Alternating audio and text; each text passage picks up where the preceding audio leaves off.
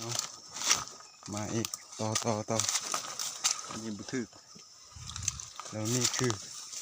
กับนกเฮาเนาะนี่พลังงานเลยถึกอยู่ถึกตัวเดียว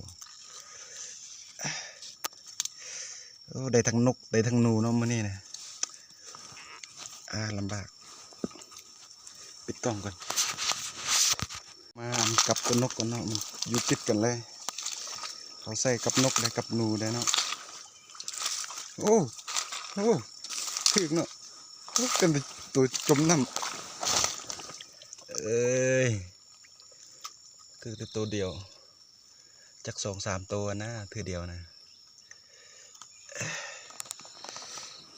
ดีนกดีบาก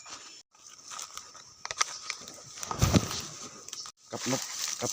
อันนี้ก็แม่นกับนกกำลังที่3เนาะถือเราก็จะมาต่อเลยเพราะว่ามีอยู่ติดกันอันนี้บุทึกนี่เมื่อวานนี่บนนี่มันออกไปไกลบักไกลเนาะแต่ว่ามันบุทึก